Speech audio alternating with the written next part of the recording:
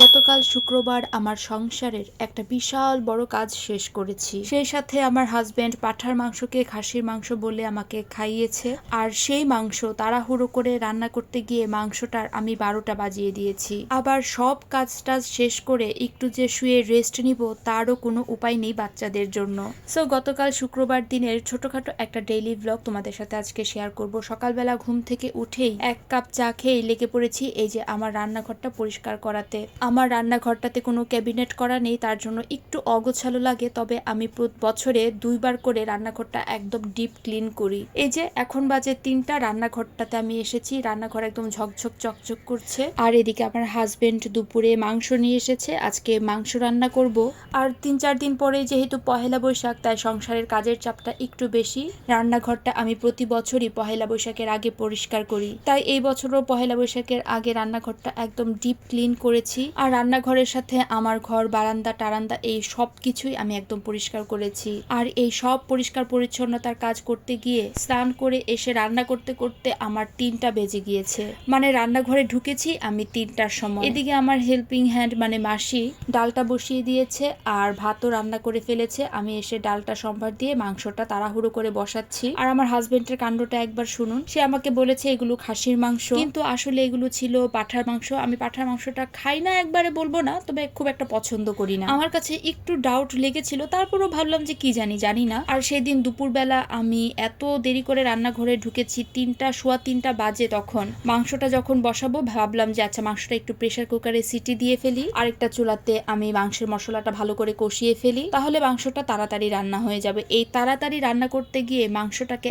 আমি একদম পুরো গলিয়েই ফেলেছি, মানে মাংসটা একদম বেশি সেদ্ধ হয়ে গিয়েছিল। আর এদিকে তো বাচ্চাদের বাসার সবার প্রচন্ড খিদা পেয়ে গিয়েছে, সেই সাথে আমারও প্রচুর ক্ষুধা পেয়েছিল। এই যে কথা বলতে বলতে কিন্তু আমার মাংসের মশলাটা ভালো করে কষানো হয়ে গিয়েছে। এবার আমি সেদ্ধ করে রাখা মাংসটা দিয়ে দিব। মাংসতে আমি পেঁয়াজ, রসুন, আদা বাটা, হলুদের গুঁড়ো, মরিচের গুঁড়ো, পরিমাণ মতো লবণ, এই সব কিছু দিয়ে আমি সেদ্ধ করে নিয়েছিলাম, যার কারণে ওই সেদ্ধ মাংস খেতেই অনেক টেস্ট লাগছিল। প্রেসার কুকার থেকে মাংসটাকে আলাদা করে প্রেসার কুকারের ভেতরে যে মাংসের মশলাটা ছিল সেটা এই কষানো মাংসের মধ্যে দিয়ে ভালো করে কষিয়েছি। আর আস্ত কিছু রসুনও দিয়ে দিয়েছি, বাসার সবাই পছন্দ করে। আর এই যে দেখুন রান্না করতে করতে বাচ্চারা কতবার যে রান্নাঘরে এসে আমাকে তাগাদা দিচ্ছে যে রান্না হলো কিনা। কি আর করবো বাবা, এই যে রান্না করি তোমাদের জন্য মাংস।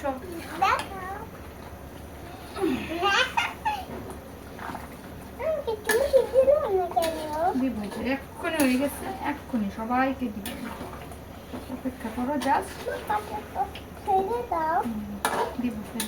আজকে মাংস রান্না করেছি বলে মনে হয় বাচ্চাদেরও খিদা লেগে গিয়েছে। আর তখন বাজে প্রায় 4:15টার মতো যখন আমার রান্না বান্না শেষ হয়েছে। এই যে মাংস একদম প্রপারলি রান্না করে ফেলেছি, এদিকে ভাতও বেড়ে ফেলেছি। এবার বাচ্চাদেরকে খাবার টাবার খাইয়ে নিজেও একটু খাওয়া দাওয়া করে শুয়েছি। কিন্তু এই যে দেখুন শ্রেষ্ঠা বুড়ির অবস্থা, ওই যে চোখ একটু ফাঁকা করে, মানে আঙুল একটু ফাঁকা করে, আঙুলের ফাঁকা দিয়ে সে আমাকে দেখছে, আমি তাকে দেখছি কিনা। তারা একদম ঘুমায়নি দুপুরবেলা, সৃজাও ঘুমায়নি, শ্রেষ্ঠাও ঘুমায়নি, ত্রিধাও ঘুমায়নি। কিন্তু আমার বর খাওয়া দাওয়া করার সাথে সাথেই নাক ডেকে ঘুম, আর তার সাথে তার বিড়াল এসে শুয়ে রয়েছে। আর এই যে তারা দুইজন এখন পর্যন্ত ঘুমায়নি, তো আমি একটু ঘুমাবো তার জন্য চোখটা বন্ধ করে শুয়ে রয়েছি। শরীরটাতে প্রচুর ব্যথা করছিল, সারাদিন এত কাজ করেছিলাম। আমার হাজবেন্ড একদম সারাটা শরীর টিপে দিয়ে গিয়েছে, মনে হয় তখন পুরোটা শরীর একদম রিল্যাক্স লাগছিল।